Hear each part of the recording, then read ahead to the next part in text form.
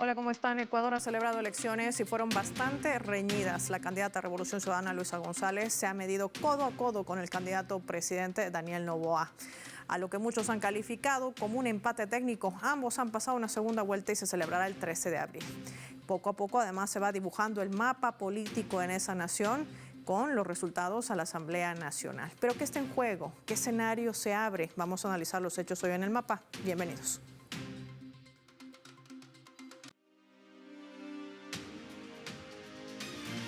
Les proponemos desplegar nuestro mapa y revisar algunos datos claves para entender todo este panorama.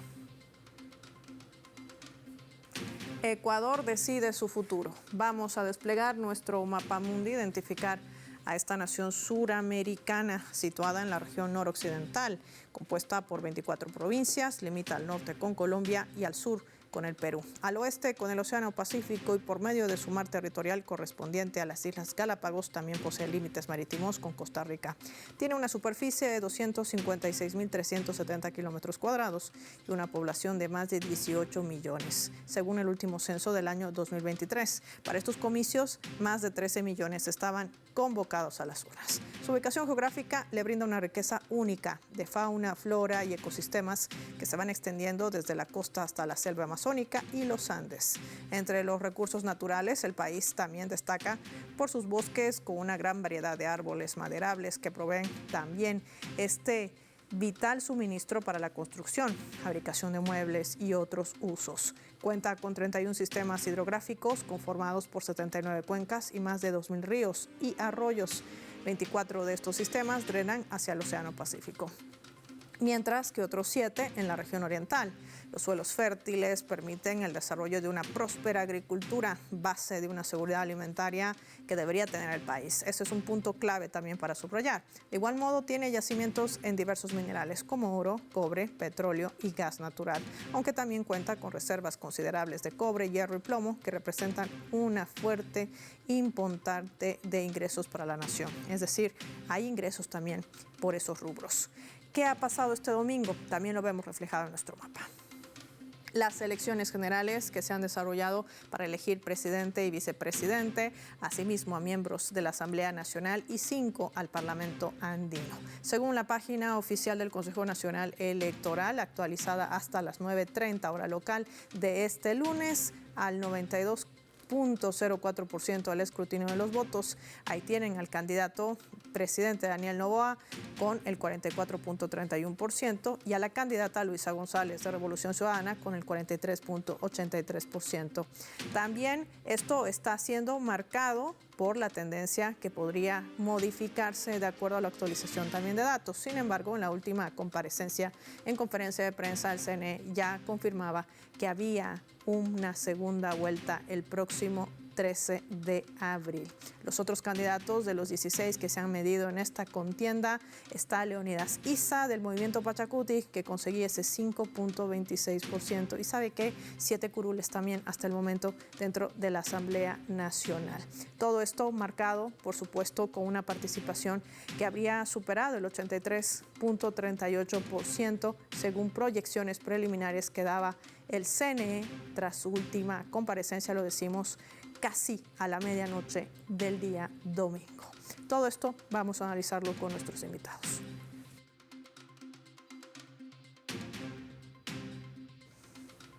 Recibimos para este primer escenario, nos acompaña en directo desde Ecuador, la tenemos ahí, socióloga experta en análisis internacional, Irene León con nosotros. Irene, qué gusto tenerte en el mapa, gracias por tu tiempo para Telesur. Un saludo, Paola, muchas gracias por la invitación. Irene, siempre en esta lectura geopolítica, unos resultados que han desmontado también una campaña millonaria que ha emprendido el candidato presidente Daniel Noboa con uso de bienes públicos, denuncias además ante tribunales por la violación del Código de la Democracia y otros. ¿Qué representan? ¿Cómo leemos los resultados obtenidos por una revolución ciudadana a la cabeza de Luisa González? Bueno, en un contexto de un autoritarismo creciente como el que se vive en Ecuador, en un conflicto armado interno declarado por el señor Noboa el año pasado, y con un lawfare, con una persecución judicial y mediática muy aguda que afecta principalmente a la Revolución Ciudadana, hay que decir que este empate entre la candidata del movimiento perseguido, Luisa González, y el candidato de la dictadura del capital, Daniel Noboa, es una gran victoria política y ética, una victoria moral también en el contexto. Digo una victoria política porque luego de 7 años de persecución mediática, como lo mencionaba, que busca posicionar la muerte política de Revolución Ciudadana, del correísmo como lo llaman ellos, este movimiento se presenta todavía como la principal fuerza política del país. Rafael Correa, su dirigente, sigue siendo el político más conocido también del país, y Luisa González, la candidata ahora, se coloca en un escenario de poder, con una capacidad importante de vencer en el balotaje en el mes de abril. Entonces, victoria, y victoria también moral, diría, porque además de sostener una postura alternativa en medio de ese contexto de un neoliberalismo recio, se ha logrado volver a colocar una visión alternativa, una versión distinta del autoritarismo securitista y hasta neofascista que se viene imponiendo en el discurso, en la opinión pública en estos últimos tiempos. Entonces, Luisa González va al balotaje con una importante victoria en estos dos sentidos, el político y el moral, y además con una importante movilización popular, como no se había visto en Ecuador hace mucho tiempo. Y en el cierre de campaña de Luisa González pudimos ver esa movilización masiva en todos los rincones del país. Así que hay un gran cambio. Mientras que la campaña de Noboa, como usted lo dijo, Paola, ha utilizado recursos públicos en función de sus intereses, con toda la impunidad de un gobierno autoritario. Además, dispone de su propia fortuna, puesto que es heredero del principal holding empresarial del país. Y no obstante, a pesar de todo eso, como podemos ver, solo pudo lograr lo que está sobre la mesa, mantenerlo presente en un escenario de balotaje. Diríamos solo porque han desplegado de todo en este tiempo de campaña, pero es mucho para un personaje que no tiene una propuesta política, no considera la importancia del Estado, y al contrario, en toda esta fase de gobierno, él ha venido mostrando que lo que quiere es simplemente colocar los recursos del país al servicio de las inversiones corporativas transnacionales principalmente, y también colocar al país como un accesorio para los proyectos geoestratégicos militares, principalmente de Estados Unidos.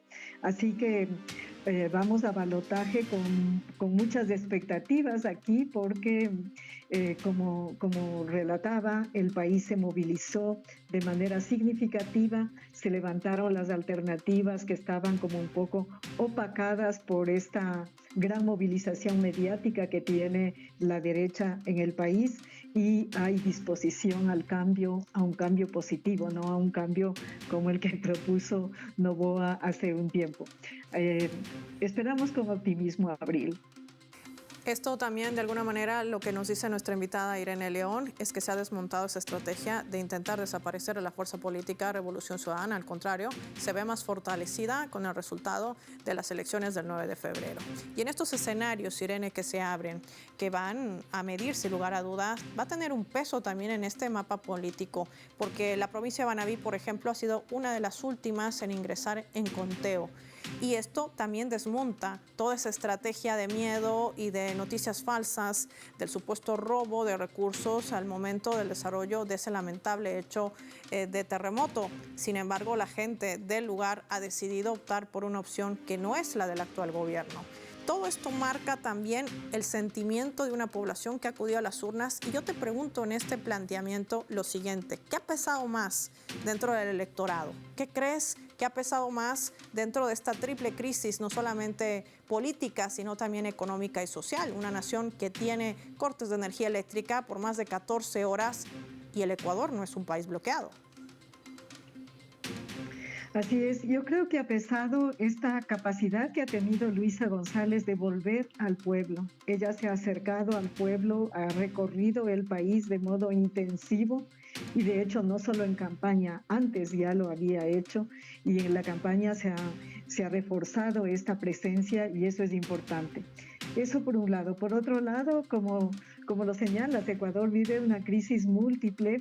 No solo la crisis de seguridad, que es la que se ha colocado en primer lugar, frente a la cual el gobierno de Noboa y los antecesores solo han presentado medidas securitistas que imponen más violencia en el país. No se ve un retroceso de la violencia y no se ve que la declaratoria de guerra interna haya tenido ningún efecto pacificador en ningún escenario, sino al contrario, los actores del flujo de capitales ilícitos siguen haciendo sus negocios, el narcotráfico sigue en el sector exportador con una presencia cada vez más gravitante. En fin, toda esta movilización de guerra interna ha significado una guerra contra la pobreza, contra la afrodescendencia, contra todos los sectores que Noboa y el entorno de Noboa consideran como grupos que no son así importante, por el que la gente se declara cansada de esta violencia y de las pocas alternativas que se ven. Y Luisa González propone, además de una reinstitucionalización del país que ha sido destruida, incluso ha desaparecido hasta el Ministerio de Justicia con el achicamiento del Estado, entonces ella propone volver a una institucionalidad y por otro lado propone un pacto ético, un pacto para que el país vuelva a encontrarse en sus principios constitucionales del buen vivir, que se vuelvan a desarrollar solidaridades, otro modo relacional entre las personas que no sea de ahondar en la violencia. También ha pesado que Luisa González propone levantar la economía. Estamos hablando de una crisis económica, entre otros porque los gobiernos últimos y sobre todo Noboa han anclado toda su propuesta económica en los negocios privados con réditos privados y para el país el endeudamiento. El país está sobreendeudado, ha pasado de ser un país que tenía bajos índices de endeudamiento externo a ser uno de los primeros. Entonces, una economía basada en esa fuente, en el endeudamiento con las instituciones financieras internacionales, no es viable. Entonces, Luisa propone volver a tener una propuesta económica como país, con soberanía y con diversidad económica y productiva. Igual, entre las propuestas de Luisa que han pesado en la sociedad está la de volver a tener derechos y políticas de inclusión. Esto en un momento en el que por la que la menciona, que los países más violadores de los derechos humanos, dice nuestra invitada, sobre todo cuando se marcaba esas críticas por la desaparición, asesinato y tortura de estos 4 menores de Guayaquil. Todo esto enmarcado también en unos comicios que se han definido el 9 y que irán a balotaje el próximo 13 de abril. Cuando regresemos de la pausa, seguiremos analizando los escenarios geopolíticos en torno al desarrollo de estas elecciones en Ecuador y lo hacemos revisando nuestra escala.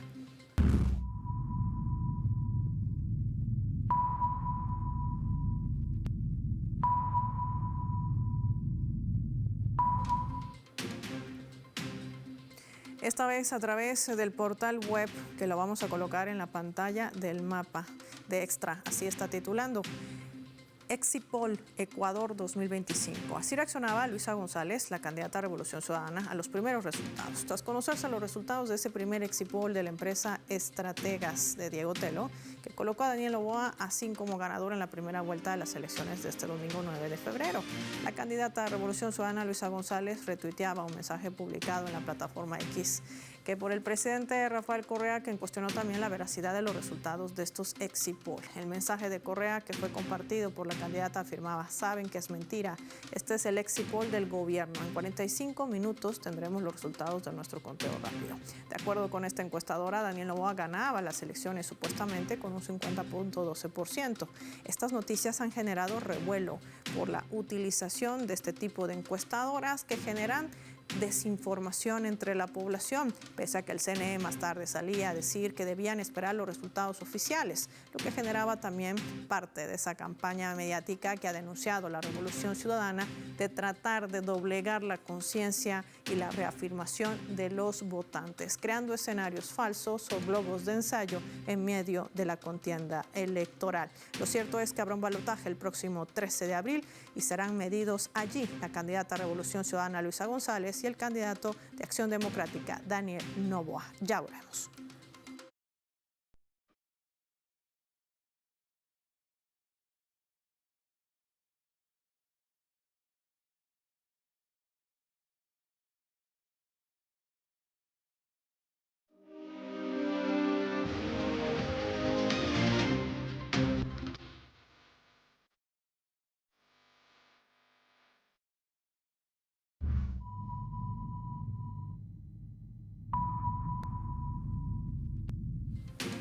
Vamos a sumar otro elemento también para el análisis a través de la fotografía. Los que ven en pantalla están en carrera presidencial. En el Ecuador, Luisa González de Revolución Ciudadana y Daniel Noboa de ADN.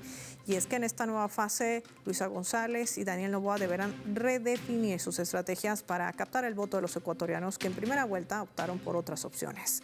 Ambos candidatos deberán formar sus alianzas en los próximos días y fortalecer las campañas de cara a la segunda vuelta con Andrea González o Leónidas Sisa, que sumaron en conjunto más del 7% de los votos. El país se enfrenta a meses decisivos para su historia política, entre apagones, inestabilidad económica y la inseguridad. De esto hablamos con nuestra invitada. Desde Ecuador nos acompaña también en directo, la tenemos ya, la recibimos, bienvenida, experta en leyes internacionales, Ivonne Telles. Qué gusto tenerte en Telesur. Muchas gracias, buenas tardes. Ivonne, hablemos de las alianzas, las posibles alianzas que podrían generarse para el balotaje del 13 de abril. Leónidas Sisa, del movimiento Pachakutik, obtiene casi 7 curules dentro de la Asamblea Nacional, que ha sido otra de las contiendas medidas el 9 de febrero. Y con ello también un porcentaje interesante en las elecciones presidenciales. ¿Será quizás un actor clave para dirimir esta situación?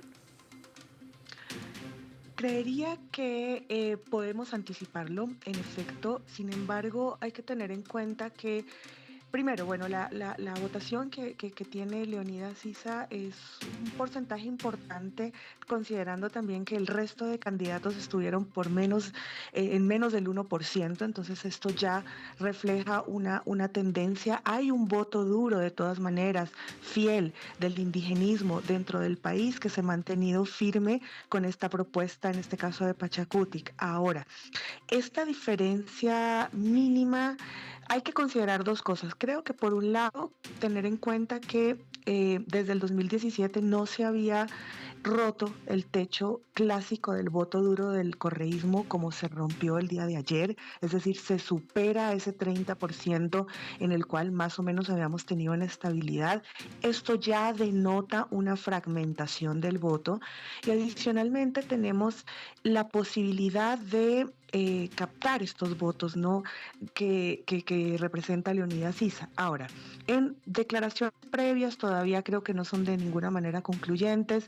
Leónidas Sisa manifestaba que no hará ningún tipo de alianza, por lo menos lo dijo de una manera preliminar, veamos qué pasa y qué capacidad de negociación tendrían en este momento los candidatos ante una contienda tan estrecha, tan compleja, con un margen mínimo de diferencia de votos que necesariamente creo que tienen que migrar hacia ISA. Ahora, obviamente podemos pensar que desde el ámbito ideológico, desde este campo ideológico, es altamente probable que haya muchísima más afinidad con el proyecto de la Revolución Ciudadana, indudablemente. Pero no creo que lo podemos dar por garantizado, porque esto va a tener que ver primero cómo se van fraguando estas negociaciones, no solo en el ámbito de la contienda presidencial, sino también dentro del contexto de la Asamblea. De todo este contexto de la Asamblea, cuando están tan reñidos los curules para que luego se sesionen o sancionen leyes, como se dice en uno u otro país latinoamericano, tiene también un peso importante. El saber si realmente el Ecuador ha vivido durante este último año en una especie de justicia a la carta, es decir, con una inclinación, una cancha inclinada, como dicen también los ecuatorianos, que han llevado adelante este proceso electoral. Este es otro punto que también está en juego, Ivonne. Indudablemente, hay un problema importante acá que yo creo que no debemos desconocer, y es el hecho de que en efecto ha habido una sensación durante este año, me apego a tus palabras, de esta justicia a la carta, es decir, ha habido una manipulación dentro del ámbito tanto constitucional como judicial en el país y normativo, que ha permitido quizás llevar ciertas estrategias políticas y llevarlas a cabo y de alguna manera salir avante con ellas. O sea, no hemos visto, o quizás los pronunciamientos más fuertes que encontramos que fueron de la Corte Constitucional respecto de algunos de los movimientos por parte del gobierno, llegaron un poco tarde, quizás no llegaron a tiempo. Entonces, toda esta sensación que se ha vivido dentro del ámbito legislativo y judicial de incertidumbre, de cierta manipulación, va a pasar y va a tener que pasar algún tipo de factura a la nueva conformación de la Asamblea y a esta nueva institucionalidad, si es que logramos gestar un cambio. Me refiero a que pueda ser la triunfadora Luisa González. Si llegara a seguir el candidato actual, es decir, el presidente Daniel Noboa, es posible que sigamos más bien adentrándonos dentro de unos procesos de fractura en el campo tanto judicial como legislativo. Ahora, habría que ver también en esta conformación y este contrapeso que ejerza la Revolución Ciudadana dentro de la Asamblea, cómo podría contrarrestarse un poco este abuso de poder que ha caracterizado sobre todo estos últimos meses al gobierno de Daniel Noboa. Ahora, esto también considerando que la Asamblea va a permitir también en esta nueva conformación, podría suceder que la gobernabilidad, si es proyecto actual siguiera, se viera bastante interrumpida, bastante afectada, y esto sí, a la larga también tenemos que pensarlo, no en una contraposición ideológica, sino el beneficio de la colectividad de la ciudadanía, es decir, que nada pueda pasar por netamente contiendas de carácter político, que esto a la larga afecte en la gobernabilidad en general y el interés general de toda la colectividad. Ivonne, quiero tu apreciación por lo siguiente, por las declaraciones que vertía la presidenta de México, Claudia Sheinbaum. Para ello quiero compartirte nuestra leyenda.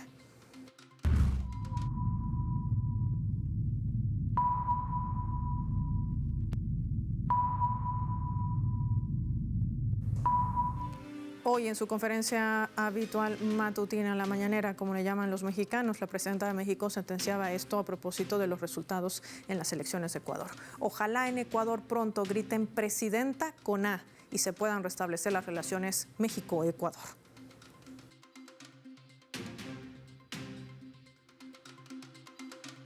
Ivonne, las relaciones internacionales, bilaterales, multilaterales y de comercio también están en juego en estas elecciones.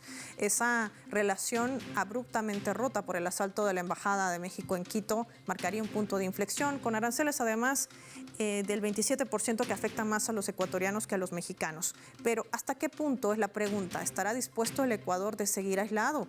Y si está dispuesto también a mirar más al sur, ¿cuál sería tu lectura de este pronunciamiento? A ver, creo que hay bastante claridad respecto de las propuestas de ambos candidatos. Por un lado, Daniel Noboa tiene una postura sumamente clara y clásica respecto del modelo neoliberal tradicional que ha acompañado esta parte del hemisferio occidental, sobre todo con la alineación del centro derecha y derecha, que es lo que representa en este caso Daniel Noboa. En esta línea sabemos que su postura económica y en el afianzamiento de las relaciones están directamente centradas en mejorar y digamos, acercarse aún más a Estados Unidos en este caso y bajo el nuevo modelo que presenta Trump. Por otro lado, tenemos a una propuesta de Luisa González que está más bien abocada a fortalecer las relaciones de carácter regional y nuevamente a emprender y a abrir los mercados a estos nuevos socios comerciales, nuevos socios políticos también, que representan también esta multipolaridad del sistema y no únicamente la unilateralidad o la unipolaridad que está representando, a la que está apostando Daniel Noboa. En esta línea creería yo que vamos a ver una mayor facilidad que podamos restablecer relaciones por varias cosas. Primero, en el caso de que llegara a ganar Luisa González y como bien lo ha apostado Claudia Sheinbaum, primero pues estamos hablando de dos mujeres en el poder, de dos naciones que geopolíticamente son sumamente importantes dentro del escenario regional. Segundo, hay una coincidencia ideológica indudablemente. Y tercero, hemos visto que la postura de Luisa González durante todo este proceso ha sido una postura tendiente a restablecer relaciones y no caer un poco en esta dinámica que está planteando. Creo que está muy alineado con la agenda que está planteando Donald Trump en toda la región. Que tiene que ver justamente con esta política un poco violenta, un poco de showman, ¿no? Que pretende como alertarnos o generar escenarios de miedo, quizás hasta cierto punto, en lo que concierne a las relaciones de carácter comercial. Creo que también esta apuesta del presidente Daniel Noboa fue sumamente arriesgada, fue sumamente imprudente, el no considerar el tipo de relación comercial que existe, el tipo de socio que es México y adicionalmente cuáles serían las afectaciones graves con estos aranceles realmente. Entonces, creería que podía avisorar un cambio radical, dependiendo obviamente de los resultados del 13 de abril. Ahí está, la decisión estará una vez más en el pueblo. Gracias, Ivonne Telles, por haber compartido tu análisis con nuestros televidentes del Mapa. Finalizamos rápidamente el programa con nuestros vectores.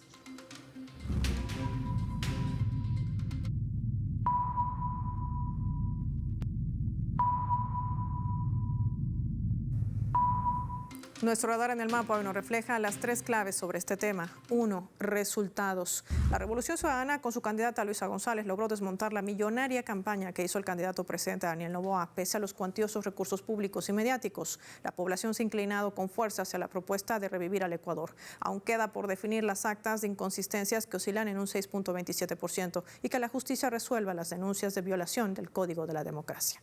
2. En juego. Las relaciones bilaterales y comerciales están en juego en un Ecuador que atraviesa una triple crisis económica, social y política. Ya México se pronunciaba a la espera de un cambio de timón para restablecer las relaciones golpeadas tras el asalto de su embajada en Quito y el secuestro del ex vicepresidente Jorge Glass. Aquí el Ecuador debe tomar dos caminos, o seguir las líneas de un Estados Unidos o mirar más hacia el sur.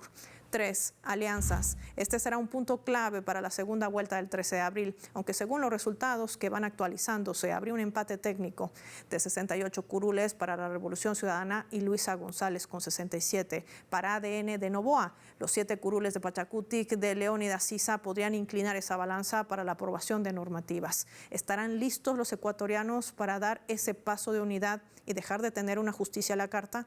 Soy Paula Pérez y nos vemos en otra edición del Mapa.